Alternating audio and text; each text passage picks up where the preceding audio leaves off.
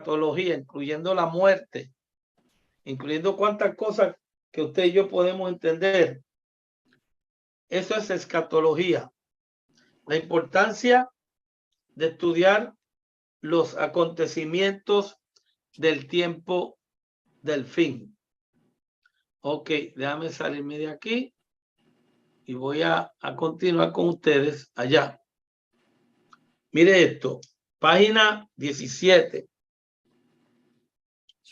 En el mundo de hoy están ocurriendo muchos acontecimientos aterradores. Las noticias a veces nos dicen sobre actos malvados, crímenes. ¿Cuántas cosas suceden a diario? Y ningún país está libre de la violencia.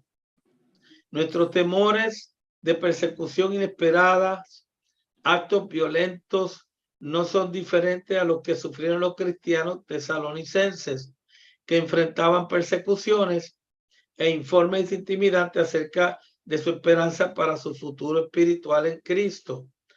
Pero como el apóstol Pablo nos recuerda, nosotros como creyentes estamos en el lado ganador de la gran batalla y la maldad será castigada. Dios lo ha prometido. Podemos encontrar consuelo con la lectura de Segunda de Tesalonicenses, capítulo 1 y 2. Es importante que leamos este capítulo. Mi esposa, ok, aquí está el teléfono, lo voy a leer para leerlo rapidito y le voy a explicar. Segunda de Tesalonicenses, capítulo 1 y 2. Estos dos capítulos, Pablo le escribió a la iglesia de Tesalonicenses que estaban esperando la venida del Señor y estaban sufriendo grande persecución.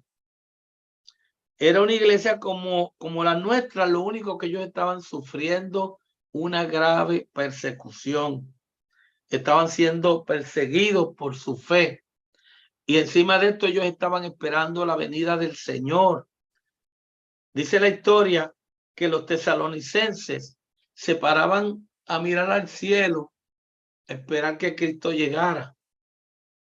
Porque era tanta el deseo de que Cristo viniera que ellos estaban muy ansiosos.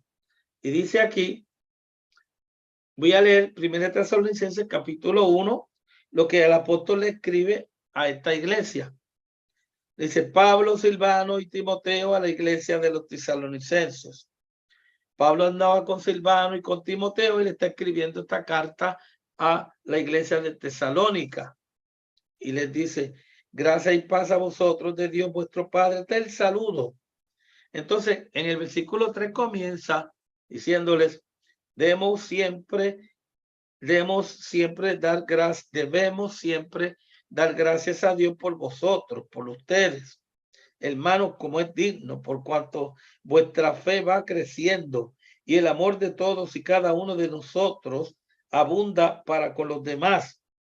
O sea, le está diciendo, ustedes son una iglesia buena, ejemplar, una iglesia que han mostrado tener amor, que han demostrado tener unidad, que han demostrado tener una fe genuina, que ustedes se aman y cada vez se aman y viven en unidad. Y yo, Pablo, con los que están conmigo, nos gloriamos de vosotros. En otras palabras, me alegra conocerlos. Ustedes son una iglesia ejemplar. Está hablando de la iglesia de Tesalónica.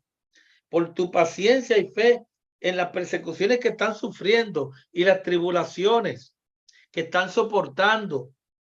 Y dice, esto demuestra del justo juicio de Dios que para que seáis tenidos por dignos del reino de Dios, por el cual asimismo padecéis. Los está elogiando, les está diciendo, ustedes son personas que Dios va a vengar a los que los persiguen a ustedes, porque Dios es un Dios justo. En otras palabras, Katy, Dios va a luchar y defenderte de todo aquel que te ha atacado. Yajaira, Edgar, Dios va a tomar venganza de todo esto porque está padeciendo por la causa de Cristo. Esto es lo que Pablo le está diciendo a esta iglesia. ¿Por qué? Porque para Dios es justo pagar con tribulación al que te atribula. Hello.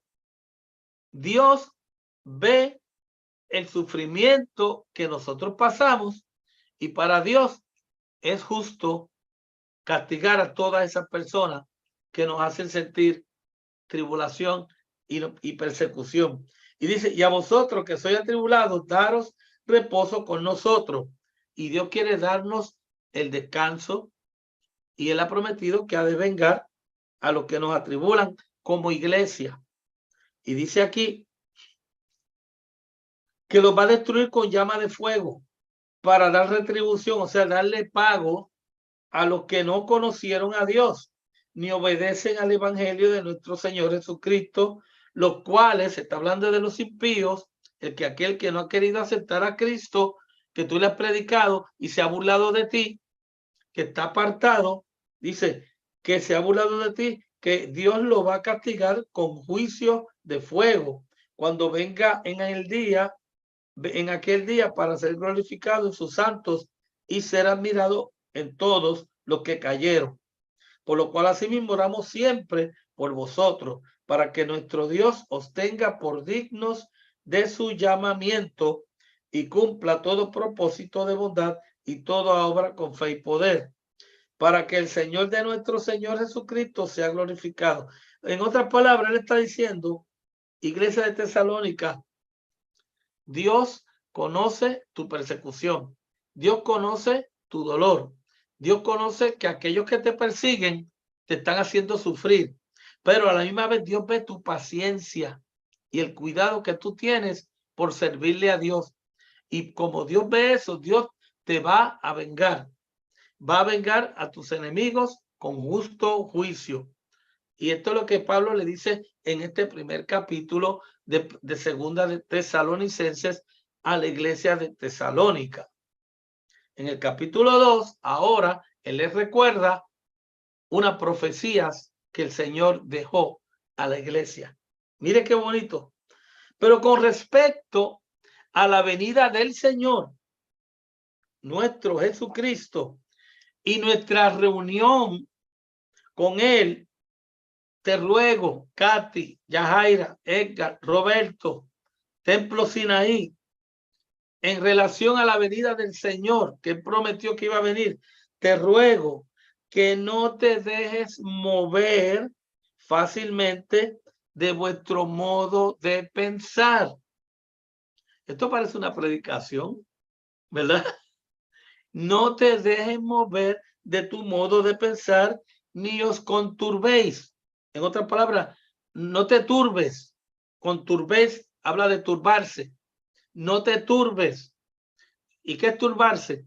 La persona que se turba como que pierde el rumbo, como que se desenfoca, pastor. Se desenfoca.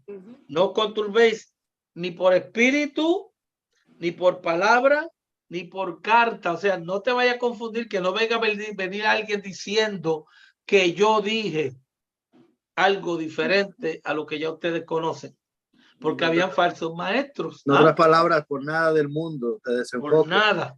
Ni aunque te diga, mira, esto lo escribió Pablo, que Cristo no viene. No, él está diciendo ni por carta como si fuera nuestra, en el sentido de que el día del Señor está cerca. Y la gente perdido dentro de la iglesia, ignorando que Cristo ya viene a buscar su iglesia. La venida del Señor está cerca.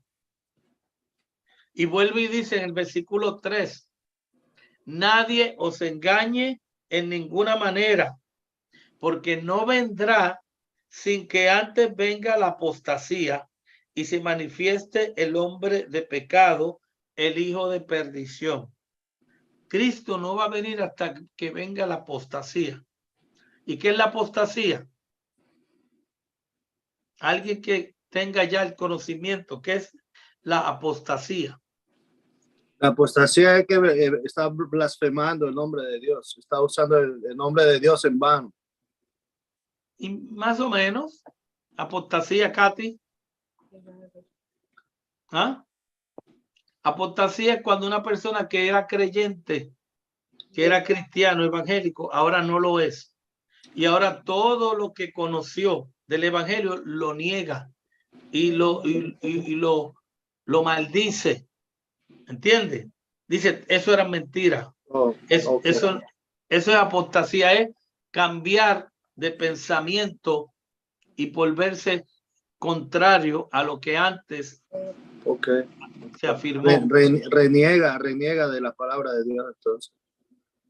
Okay. Esto es lo que dice la Biblia, que Cristo no llega hasta que llegue la apostasía. Y ya la apostasía está aquí. Y se manifieste el hombre de pecado, el hijo de perdición. Ahí está hablando ya del anticristo.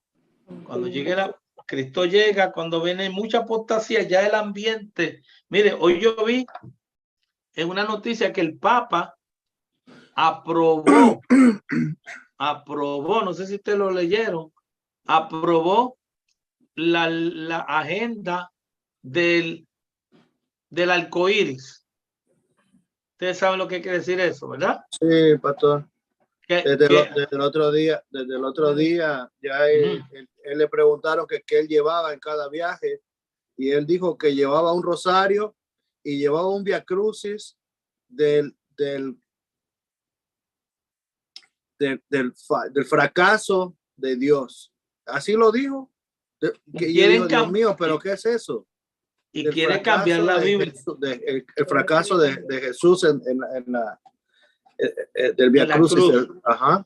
¿Y sabe qué es eso? Apostasía. Apostasía. Cuando la Iglesia Católica estaba en contra del aborto, ahora lo apoya. Cuando estaban en contra de los matrimonios entre las mismas parejas del mismo sexo, ahora lo apoya. Y ahora están apoyando hasta el transgénero. Todas estas cosas que antes no las aceptaban. Mire, al presidente Biden, cuando salió electo, no le querían dar la Santa Cena porque por el aborto, porque el Biden, mire qué hipocresía. No lo querían dar la Santa Cena porque él apoyaba el aborto. Y no es el aborto solamente. Están apoyando el aborto ya hasta un niño de casi 9 meses, que es un crimen. Pero esto es apostasía, rebelión en contra de la palabra de Dios. Y él dice, el cual se opone y se levanta contra todo lo que se llama Dios o es el objeto de culto, tanto que se sienta en el templo de Dios como Dios, haciéndose pasar por Dios. Está hablando del anticristo cuando venga, pero ya la iglesia no está aquí. Está hablando del anticristo. Pablo le está recordando a los tesalonicenses lo que viene en el futuro, lo que está por acontecer. Miren, en toda la Biblia, y esto se lo estoy adelantando, está en este mismo capítulo, pero se lo estoy adelantando. En toda la Biblia hay más de 1800, hay solamente 1800. Unos eruditos se pusieron a contar en toda la Biblia y descubrieron 1817 profecías en la Biblia completa, de Génesis hasta Apocalipsis. ¿Sabe cuántas se han cumplido de 1837? ¿Cuántas? 1239. De esas 1817, 1239 están en el Antiguo Testamento. ¿Ok? Pastor. Sí. Ahorita cuando usted mencionó que quién era capaz déjame con esta llamadita, que Chico me está llamando. Espérate un momentito.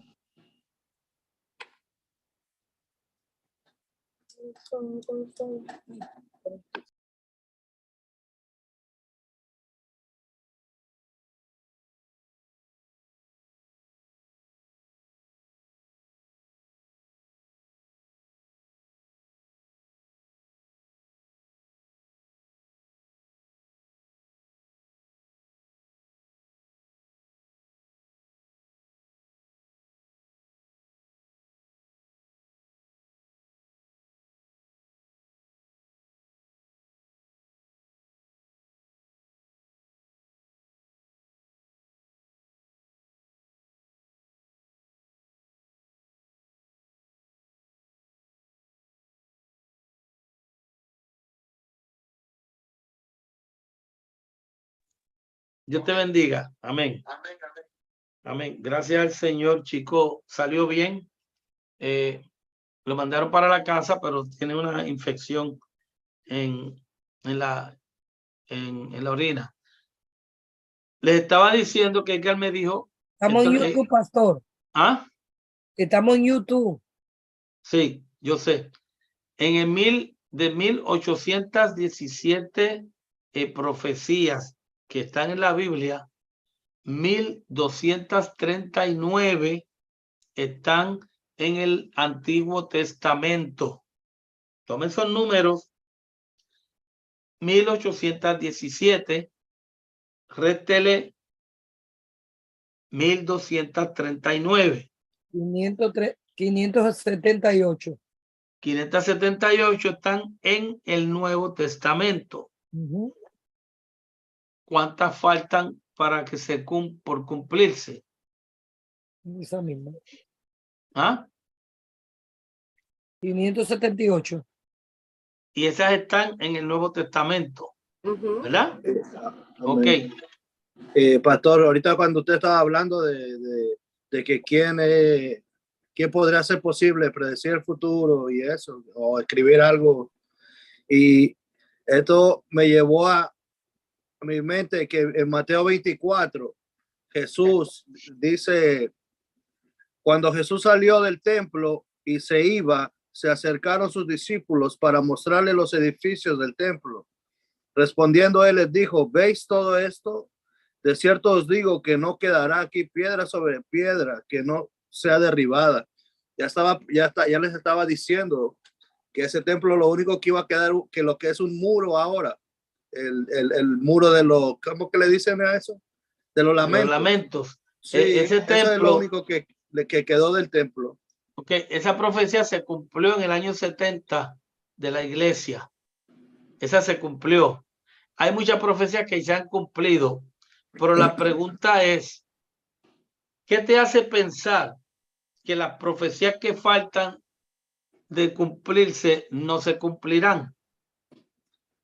Si de las 1817, 1239 en el Antiguo Testamento se han cumplido y 578 también, ¿qué sucede? ¿Ah?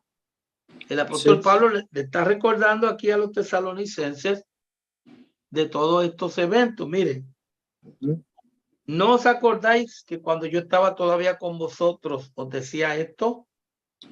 Y ahora vosotros sabéis lo que lo detiene.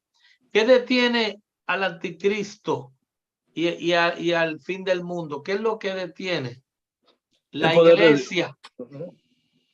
La iglesia, nosotros, la venida de Cristo, el arrebatamiento de la iglesia es el gran acontecimiento que viene, que el mundo ya lo está esperando. Y hoy una noticia hoy increíble, que en muchas partes del mundo está hay que gente desapareciendo por montones. Eso no es, eso lo están haciendo de que era una película, pastor. Sí. Pero ¿sabe qué? Eso son mentiras, porque esa no es la venida de Cristo. Porque lo que sucede es que se está preparando el ambiente para cuando ocurra, ya ellos tener una excusa o una respuesta a la humanidad. Estoy hablando de los gobiernos, los grandes gobiernos, que este va a ser un evento único en la historia. Y dice, y ahora vosotros sabéis lo que lo detiene a fin de que a su debido tiempo se manifieste, porque ya está en acción el misterio de la iniquidad. Solo que hay quien al presente lo detiene, la iglesia, hasta que él a su vez sea quitado de en medio. Y entonces se manifestará aquel inicuo a quien el Señor matará con el espíritu de su boca y destruirá con el resplandor de su venida.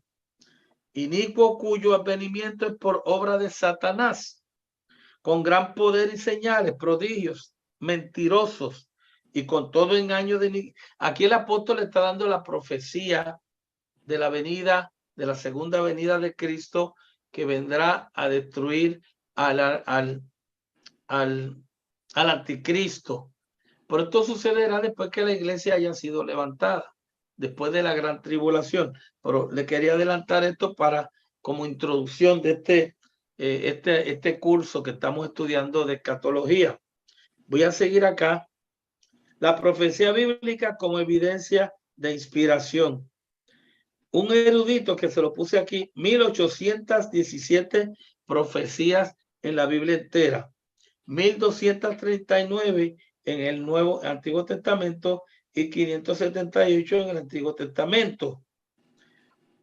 Porque aproximadamente la mitad de las profecías de la Biblia ya se han cumplido en forma literal. Nos da un fundamento intelectual apropiado para suponer que las profecías que aún no han sucedido también serán cumplidas. El cumplimiento de profecías pasadas no solo confirma que las profecías por cumplirse sucederán, sino que también las profecías ya cumplidas, hasta el más pequeño detalle, enfatizan la inspiración divina de la Biblia. Ahora, en lo que me queda del tiempo, esto es lo que yo quiero terminar. Vamos a estudiar qué profecías fueron dichas en el Antiguo Testamento y si se cumplieron o no, cuándo fueron dichas y cuándo se cumplieron. ¿Ok?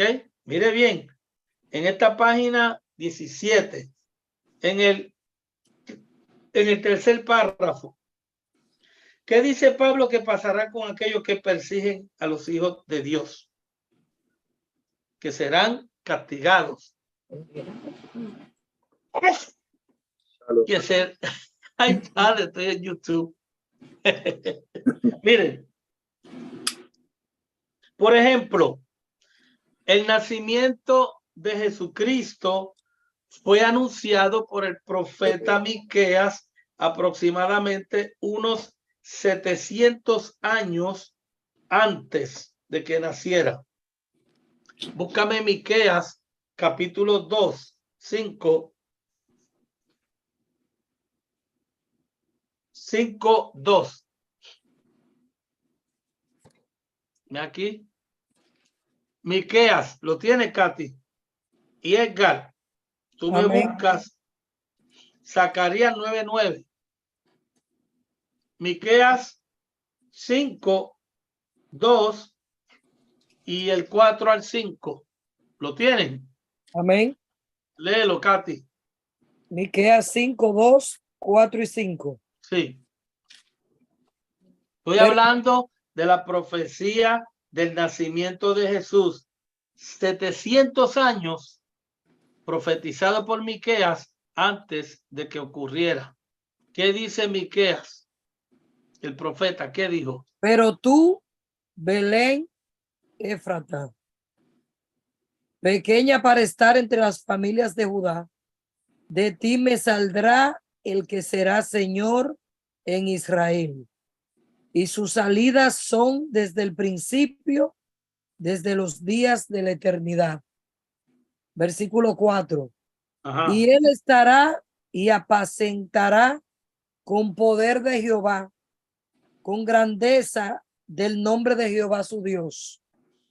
Y morarán seguros, porque ahora será engrandecido hasta los fines de la tierra.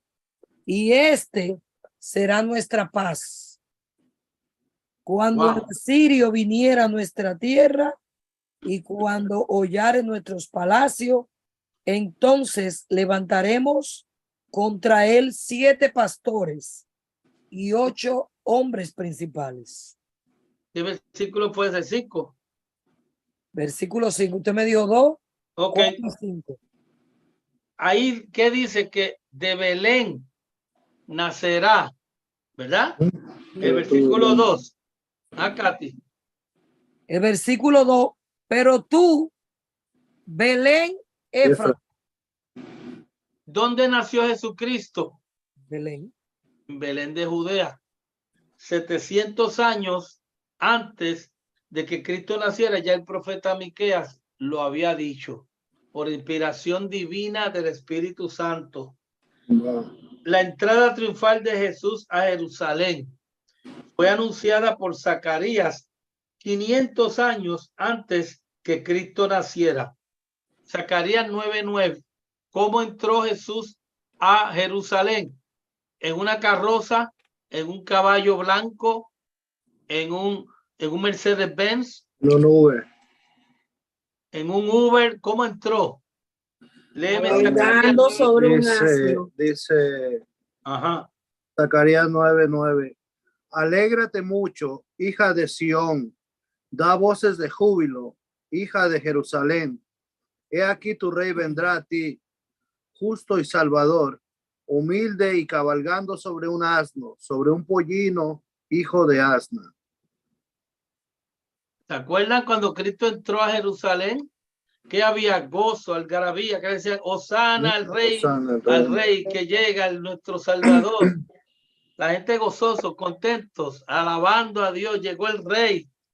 Le tiraban ahí ramas y le tiraban la túnica para caminar. ¿Y en qué venía él montado en un pollino? En lo más humilde que había por ese tiempo, pastor. Porque Cristo siempre decía, para que se cumpliese la escritura. Cristo sabía que ya este profeta lo había dicho. ¿Se da de cuenta? Se cumplió 500 años después que lo escribió el profeta Zacarías. ¿Ah? Léame ahora, y mire, la traición de Jesús. Judas fue que lo traicionó. También eso fue escrito y profetizado a través del mismo tiempo por Zacarías. Ve al capítulo 11 de Zacarías, versículos 12 y 13. La traición de Judas a Jesús fue profetizada. Entonces, estas cosas que sucedieron no fueron casualidad, fueron eventos que habían sido profetizados. Y estamos estudiando escatología, que es el estudio de las cosas por acontecer. Y aquí estamos viendo ejemplos de profecías que fueron dadas y que se cumplieron. Léemelo.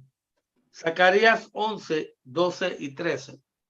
Y fue deshecho en ese día, y así conocieron, 12, sorry. El 12 y 13. Y les dije, si os parece bien, dadme mi salario, y no, dejadlo. Y pesaron por mi salario 30 piezas de plata. Y me dijo Jehová, échalo al tesoro, hermoso precio con que me han apreciado. Y tomé las 30 piezas de plata y las eché en la casa de Jehová al tesoro. 30 piezas de plata, que fue lo que Judas pidió por la vida de Jesús. Estaba profetizado en Zacarías aproximadamente 500 años de que ocurriera. Zacarías también anunció la muerte de Jesús, capítulo 12, en el mismo libro, Edgar, el versículo 10. Y derramaré sobre la casa de David y sobre los moradores de Jerusalén espíritu de gracia y de oración, y mirarán a mí, a quien traspasaron, y llorarán como se llora por un hijo unigénito, afligiéndose por él como quien se aflige por el primogénito. Wow. Y este es el más emocionante de todos. ¿Usted se ha preguntado en alguna ocasión si existiría un pasaje bíblico que describe, como si fuera el mismo Señor escribiendo, lo que le estaba pasando mientras estaba crucificado?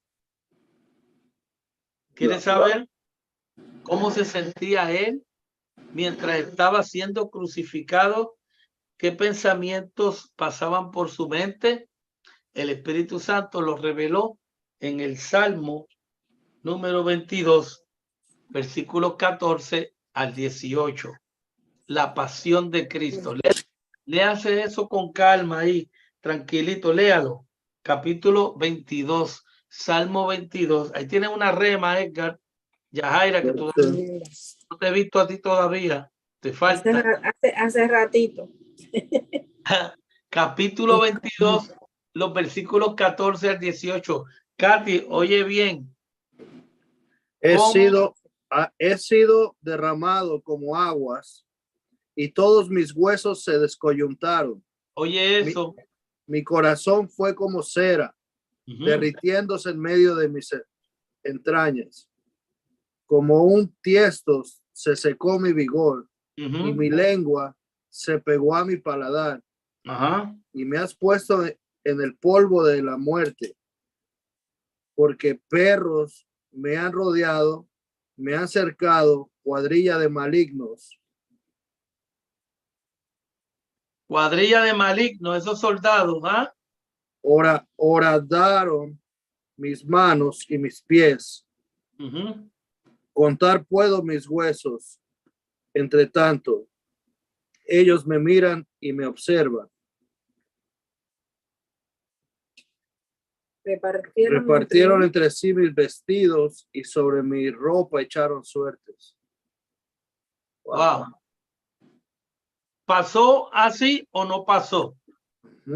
Y fue dicho en los Salmos, que es un libro que no es un libro de profecía, fue escrito como un cántico. El Espíritu Santo inspiró para escribir estas cosas que no habían acontecido, que quizá el salmista ni sabía lo que estaba escribiendo. No se imaginaba lo que estaba hablando porque no había acontecido. Y me imagino que el salmista diría, ¿y de qué yo estoy hablando aquí? Dice aquí que es la visión de David sobre el sufrimiento de Cristo. Fue David que lo vio. Una visión. David, y lo escribió. Y lo escribió. ¿Oíste eso, Katy? En el Salmo 22, ¿cómo describe el sufrimiento que el Señor sentía? Cuando usted oye, cuando usted se mete en esta palabra, hermano, usted dice, pero ven acá, ¿qué hago yo con tanta indiferencia? Cristo en la cruz del Calvario, hablando de esa forma, sufriendo todo esto por nosotros, y yo con mi indiferencia, que no voy a la iglesia, que no me junto con fulano o con fulana, que mira lo que me están haciendo. Y la iglesia, muchas personas viven así, que no acaban de, mira, que hay, esto es un mensaje tremendo. Tremendo. Y finalmente, el sufrimiento y ministerio de Cristo fueron anunciados por Isaías aproximadamente 700 años antes de que Cristo naciera. Ya el profeta Isaías estaba diciendo que iba a venir el Salvador. Léete Isaías 53, 4 al 7. Katy. Amén. Isaías 54, 53. 53. Del 4 al 7. Amén. Dice así. Ciertamente llevó él nuestras enfermedades. ¿Verdad? Ahí es. ¿Sí? No. Sí. 53, 4 y 7, al 7. 53, 4, 7. Amén. Sí, amén, amén. Vamos a leerlo. Vamos a leer desde el 2 en adelante. Amén. Subirá al renuevo delante de él, y como raíz de tierra seca, no hay que parecer en él, no hay parecer en él, ni hermosura. Estaba todo desfigurado. Más sin atractivo para que le deseemos. Wow. Despreciado y desechado entre los hombres, varón de dolores, experimentado en quebranto. Aguántame ahí. Wow. Para todo esto que dicen, ay, estoy herido, ay, que gente, han herido mucha gente está herida. ¿Qué dice ahí? Jesucristo fue experimentado en quebranto. Y como que escondimos de él nuestro rostro. ¿Ok? Fue menospreciado y no lo estimamos. Ciertamente, sí. Ay, perdón, Katy, que me no, dele, que está bueno. Ciertamente llevó en nuestras enfermedades y sufrió nuestros dolores, y nosotros lo tuvimos por azotado, por herido de Dios y abatido. Mas él, le gusta, mucha gente lo lee, pero no saben lo profundo de este sufrimiento. Herido fue por nuestras rebeliones, molido por nuestros pecados. El castigo de nuestra paz fue sobre él. ¿Qué quiere decir eso? Que para que tú y yo tengamos paz, él sufrió. ¿Ok? Y por su llaga fuimos nosotros curados. Todos nosotros nos descarriamos como ovejas. ¿Hasta qué versículo yo dije? 7. Hasta el 7. Cada cual se apartó por su camino, mas Jehová cargó en él el pecado de todos nosotros. Aún hay todo eso que andan por ahí apartados. Por ello ya Cristo pagó el precio también. Lo que hay que decírselo para que se arrepientan. Por eso es que la gente no tiene excusa. ¿Entiendes? Angustiado él y afligido, no abrió su boca. Como cordero fue llevado al matadero y como oveja delante de sus trasquiladores. Los trasquiladores son los que le arrancan la piel a la lana a las ovejas, ¿no? Enmudeció y no abrió su boca. Hasta ahí llegamos, hasta el versículo 7. Esa es la parte, pastor, que iba leyendo el eunuco en el camino. Sí, ajá. Y no sabía de lo que era. Y el versículo 9, mira lo que dice el versículo 9. Y se dispuso con los impíos su sepultura, mas con los ricos fue en su muerte. ¿Quién le regaló la caja de muertos? José de Arimatea, un millonario, un rico, que había comprado su sepultura para él. Y dijo, metan a Cristo ahí. Por eso aquí dice, mire, esto son profecías. Sí. ¿Ah? Mire, más con los ricos fue en su muerte, aunque nunca hizo maldad, ni hubo engaño en su boca. Wow. Estas son profecías que se cumplieron al pie de la letra. Y digo yo, ¿valdrá la pena dejar al Señor mirar lo que nos hacen personas a nosotros? ¿Valdrá la pena nosotros quejarnos cuando Cristo ha hecho lo que nadie iba a poder hacer por perdonarnos? ¿Ah? Versículos 11 y 12, mira cómo terminan. Dice, verá el fruto de su aflicción, el fruto de la aflicción de su alma, y quedará satisfecho por su conocimiento. ¿Sabe lo que está diciendo ahí? Que el fruto de su muerte, el fruto de su dolor, él va a gozarlo porque él va a ver el fruto. Somos nosotros los que lo aceptamos, los que le hemos servido por su conocimiento, porque lo hemos llegado a conocer. Justificará mi siervo justo a muchos. Justificados pues por la fe, tenemos paz para con Dios por medio de Jesucristo. Mire todo lo que nos está diciendo aquí.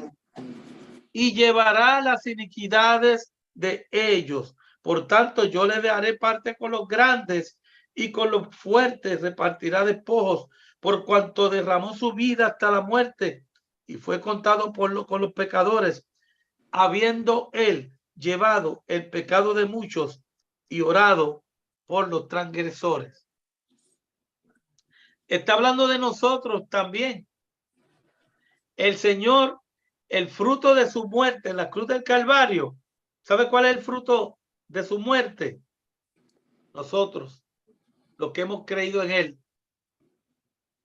Él puede decir, valió la pena. Mira el pueblo que se ha salvado ahora de la ira.